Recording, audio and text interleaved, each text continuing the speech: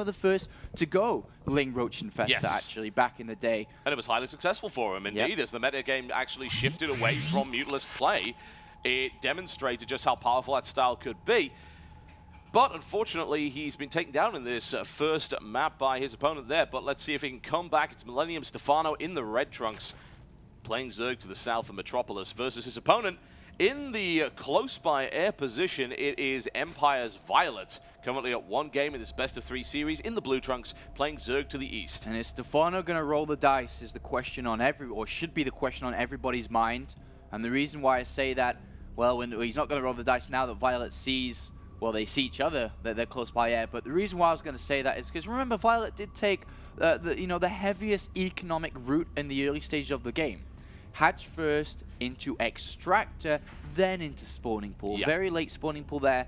And any early aggression, be it, the 11-11 that Stephano has used many times before, would have demolished that. But because they've seen each other close by air now with these new overlords as well, you actually can't try anything.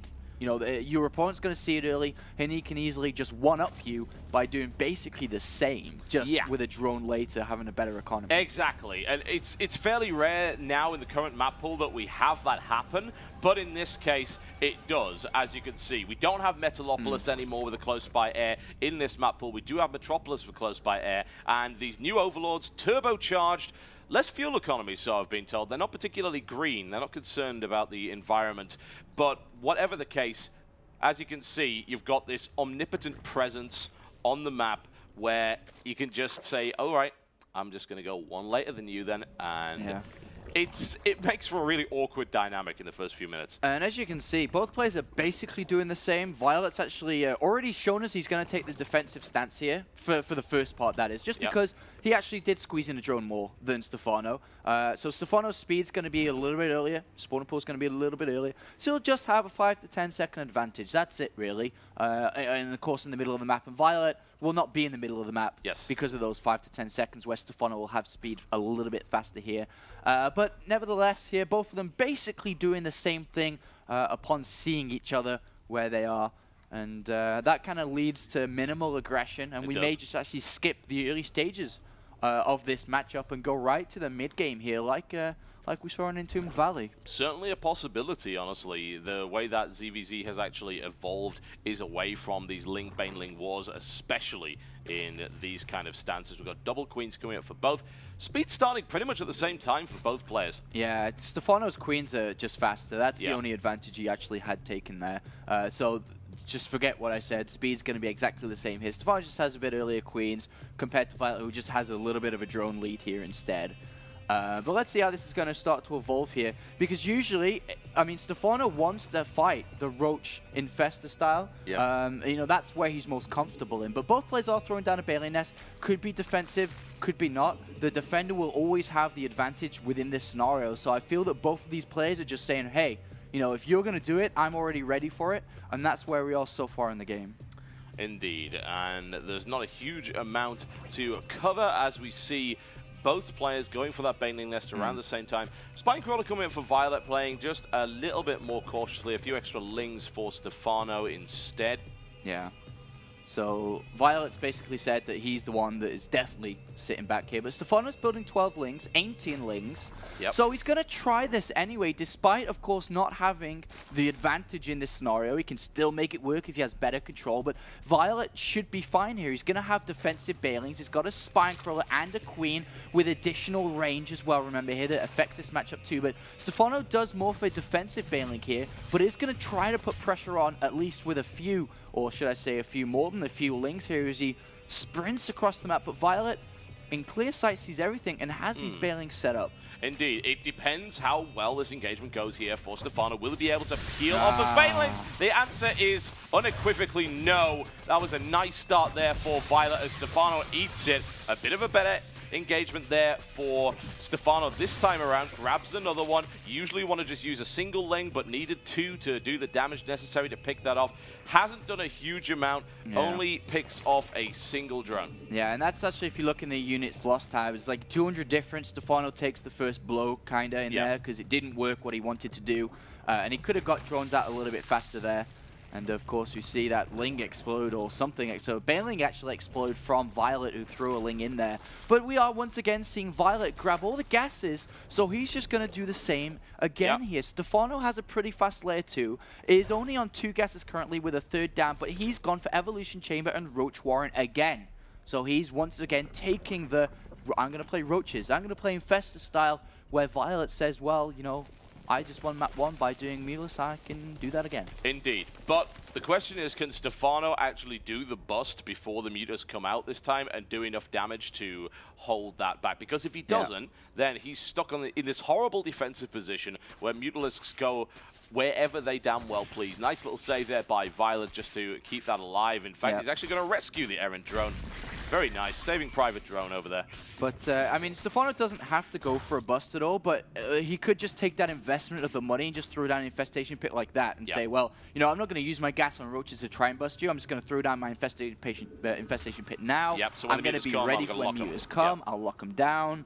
No problem. So let's see what Stephano's going to do now as he is at layer tech. He gets Roach speed immediately. Has not decided to immediately throw down the Infestation Pit. No additional Queens either here. Let's have a look through Stephano's vision. He now sees a 3rd base going down. So I'm surprised he hasn't actually, you know, built anything yet to deal with the Mutalisk, which will be incoming very shortly.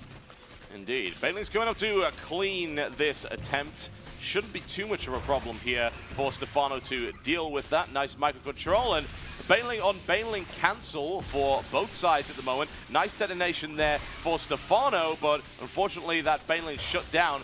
Should be able to save that by the looks of it, especially since the Roaches are now coming in and now going to play Ring Around the Rosie with those Banelings, and not so good a detonation for Violet either. And Stephano in a great position, obviously with a supply lead thanks to that large count of Roaches, but the threat now comes in the form of the Mutas. But that hatchery is very, very low. I mean, if Mutas come around the side and just say, pop, pop, pop, kill the hatchery, that's exactly how Mutalisk sound. Yeah, it's really awkward on Metropolis to actually reinforce there as well because of those rocks in the center. So something Stephano has to be keen on, but we're still not really seeing any anti-air from Stephano. Another Queen's been added on, but that's just to Lava Inject on that base there. He does have a lot of Roaches out. Ling's trying to make their way to that 3rd base actually, and do get shut down. One Ling survives, not going to bring that down on its own. Roaches of Stephano headed straight for that 3rd base, but there are Spine Crawlers coming down with Mutalisk should be able to hold on to this. Indeed. I have to wonder if Violet... No, he's actually splitting the group up. He sent 3 Mutas to chase down the Roaches, do a little bit of damage. Queen will instantly get shot down. The rest... Mutalisk on the 3rd base is Stephano though as well. And he's trying to bring it down. Is he going to bring it down in time? This could be so big. It looks like he's going to take that down. Is there any transfuse available? There is not. Down goes the 3rd. Nicely done there. And we're seeing a slow but sure cleanup here by Violet. He's got to focus that hatchery down. Surely he was actually fighting. Can he get it? Yes, he can. So there's a trade and an interesting reset here for this game. But this reset always favors the Mutalisk player now. Indeed it does. Like we saw in the previous game. Even though he does lose a hatchery, he still killed Stephano's, and Stephano doesn't get the income to support the Infestors, to support Hydra production if he wants to go straight over to there. And things do get a little bit more difficult for Stephano. And his opponent has made an Infestation Pit, will grab that 3rd base as well. He actually has a macro hatch too, which is very important because he's going to need a lot more lava to build Lings if he's going to start using them with Mutalisk to kind of contain the map here. But so far, so good for Violet once again. Those Mutas have proven to be exceptionally effective, picking off Queens, targeting down individual Banelings with them as well. Exceptional use of the Mutalisk here from Violet. Now, unfortunately, running into a wall of Spore Crawlers, forced backwards. Another run by comes in, will be shut down by those Roaches. Both of our players attempting to re-expand again. The Mutalisk count is a little bit lower, but we don't have a big count of Infestors out yet. None at all, in fact, for Stephano to actually lock that down entirely. But the one thing that that's different from this game is the Evolution Chamber and +2 is still alive here. And when you're playing Mutalisk style, yes, you get a good advantage, but you have to still deal damage with that advantage because you're the one that has the tech switch. Sometimes you actually have to go double Evolution Chamber to catch up on your opponent who's at 2-0 when you're at 0-0. So Stephano is not out of it yet and does have a supply lead. 2 Banelings do not connect to the drone line. I have no idea how they made their way in there. That was a nice attempt there by Violet one way or the other. If that had connected, that would have been absolutely massive. As it stands, Violet overcommits, losing more Mutalisk. The count is down to 6. And with +2, I've got to say that those Queens are going to be a thorny prospect to take out now. Yeah, the Mutalisk are slowly just ending now. They're slowly becoming falling redundant. out of fashion for Violet. But he does have a third base up, likewise Stephano. And it's good that both of these guys have established up their third bases now. But things are starting to favor Stephano. I don't think the Mules have done enough damage here to warrant their existence. Of course, picking off the third base was great, but unlike the previous game, Stephano hasn't been supply capped once in this game. He built additional overlords. He didn't really have overlords anywhere on the map anyway. The Mutalisk didn't pick off an evolution chamber like previously. They haven't picked off any key drones or anything like that. So Stephano has quite a strong force now. Building these infestors, of course, he's going to lock down a big army with them. But Violet does have infestors of his own. Stephano has to be very careful not to lose units carelessly. Well, the Mutalisks have been officially retired here by the Stephano HR department. And there they go, the last one popping to a single infested Terran, highly embarrassing. And Stephano now making his way across the map, but he's going up against a big infestor count here. This is going to be interesting. This is very interesting if he does decide to fight, of course. Defender's advantage, clumped up units, fungal growth, landing the smackdown. Stephano finally adding on a macro hatch to bring that lava count back up to be able to reinforce in the later stages of this game, but so far for Stephano and Violet, they can't really attack into each other, despite Stephano having an upgrade advantage, because of course fungal growth, neglecting that, will just lock everything down. The defender will have a more spread out army, so both these guys have to be very careful the way with things and how they're going. I would not be surprised if a Hydrogen did eventually come down, but this is such a big map, there's no creep spread around either, where it does make them very difficult to use here. Indeed it does. It takes a while to get across the map. Maneuverability is a particular problem. If you overcommit, you just can't escape at that point. Now, a massive army moving across the map here for Violet. Roach Infestor versus Roach Infestor, but that's a good start for the fungal there. The Infestors were there prior, so that gives the edge here to Violet. Let's see how good these fungals continue to be. All of the roaches covered up here, but Violet getting the upper hand there thanks to that earlier fungal. Stephano just walks into that, has no scouting, doesn't know if his opponent's on the Xel'Naga or not, walks in with roaches, infestors behind. Violet takes an easy victory in the center map, despite having an upgrade disadvantage. Great counter fungal there by Stephano, and he is spread out in position here. Oh, he tries to pick up an infestor, manages to get one as well. There's the counter fungal from Violet. A bit of argy-bargy going on in the center here as they continue to push through, but no infested support remains for Stephano, and a nice use of the burrow there for the quick regeneration, and he's going to continue here. He doesn't have tunneling claws, so he doesn't get a really nice boost in health, but a little bit nonetheless, and now the defender's advantage falls in favor of Stephano, trying to break through those rocks. He manages to do so, so that third isn't really under any threat, but this two-pronged attack comes in. A lot of infested Terrans going down here, surprisingly, as opposed to fungals. Strongly disagree with this attack from Violet here. He's at such an upgrade disadvantage. 2-1 for the majority of this. Look, 2-1 for Stephano, even with tunneling claws. Infestors now are in danger, and Stephano is going to crush this with his upgrade advantage. Violet should have took his advantage, took it to the bank, not continue to power through here, but he does have reinforcements. Stephano is running out of energy. Where are his reinforcements? 20 roaches about to pop. Is Stephano going to hold on? Well, that's going to be interesting to see. Is it Infested Terrans are +2 and 1 Carapace are nice, but not nice enough. That's just a little roadblock in the way of Violet at the moment. Stephano must try and hold this. Those Infestors, a quick burrow. Excellent decision there by Stephano. Getting those out there, tossing out another couple of Infested Terrans as reinforcements continue to come in.